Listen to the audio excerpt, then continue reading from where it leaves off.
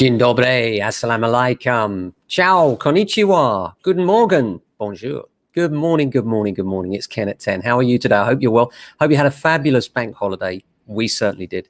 And the weather was amazing, wasn't it? Absolutely incredible. Important day today for landlords, as many of you will know, and have some sympathy with Paul Champlina's view today that I just heard on LBC, is that, landlords are not banks. They're not. Absolutely not. And for some time now, in fact, 14 months, landlords have had to give 6 months notice to their tenants.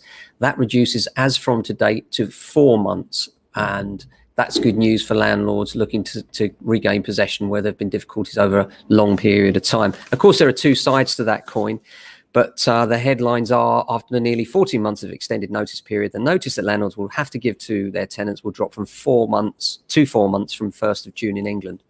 This is the first step towards notice periods dropping to pre-pandemic levels, and expected by 1st of October 2021, it will go back to the usual 2 months notice.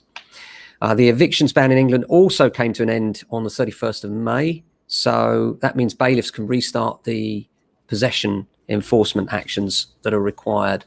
And then on from that, there's an article in The Observer and The Independent showing the flip side of that coin, which of course we need to show. Vulnerable households face cliff edge as eviction ban ends.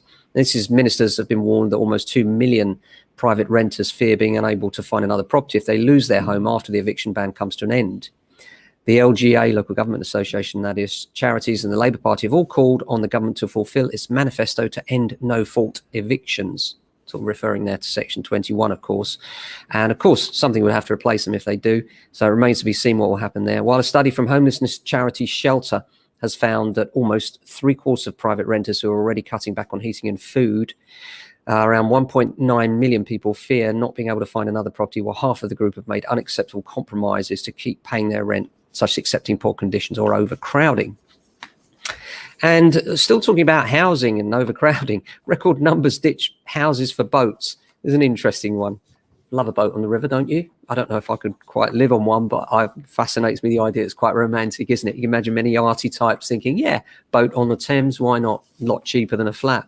Record numbers are spending time on Britain's rivers and canals, according to the Canal River Trust, as thousands choose a life on a boat instead of a house. In March, there were 35,130 people with boat licenses, compared with 34,000 last year and 32,000 in 2012. Around a 25% rise overall of live board, meaning people that are living on boats. The Inland Waterways Association says there are about 80,000 powered boats. Meanwhile, boat builders and sellers are reporting record demand. Now a stat on first-time buyer mortgage rates. I should say with this, we are not mortgage advisors. This is not mortgage advice. This is purely news for information and education only. First-time buyer rates have started to fall. Lenders have been cutting rates on low deposit mortgages and easing restrictions on deals for first-time buyers. Barclays have cut a 2-year fix available at 90% from 3.72% to 3.22%. Analysis shows the most expensive deals for 95% mortgages, which is no surprise really, is it? With Barclays offering a 2-year fix at 3.96% as part of the government's mortgage guarantee scheme. Buyers with large deposits have a range of deals below 2% to choose from. With Platform, the mortgage arm of the Co-op, offering a rate of 0.95 for those with a 40% loan via a 2-year fix with a fee of 1,499. That's a pretty good rate, isn't it? Absolutely. 0.95, goodness me, less than 1%.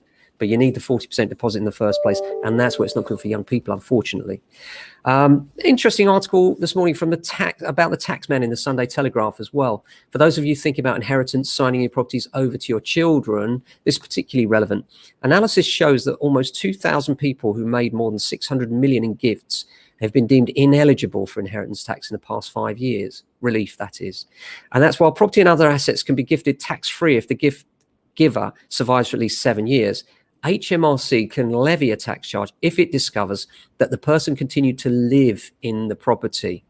That's right. If you continue to live in your home and you've gifted it to your daughter or son or both, then you've benefited from those assets and therefore are not entitled to inheritance tax relief. A really important note that a total of 1,830 gifts worth 624 million have been deemed a gift with reservation of benefit since 2016, meaning no tax break applies and the asset will be counted as part of the giver's estate. So bear that in mind if you're thinking of just signing over your property to your child and you're living there. If you're not living there, why not? Go for it. Save yourself that tax. Apart from that, the sun is out. We've got some great valuations going on today. Still lots of offers coming in. The market's still fairly buoyant. We've now got 30 days left before the end of the stamp duty incentive, the big one that is. Obviously, we've got the September one as well, which is less significant here in London, and lots of pressure coming from buyers and sellers to try and make sure that we do what we can to play our part in pushing these things over the line. And so far, we've been quite successful. A very busy May, as you might expect, but we managed to push a lot of them over the line earlier than expected. And that's great because it just means that people can breathe a sigh of relief and move on with their lives. And that's what most people want, isn't it? So that's it from me today. Hope you have a fantastic day. Enjoy the sunshine. It's going to be like this all week, apparently, here in SW16. It is bright, sunny, absolutely fantastic day for going out looking at houses. So delighted to tell you it's going to be like this all week, allegedly. We'll see. Stay safe, look after your family and friends, and have a fantastic day. Ciao, guys.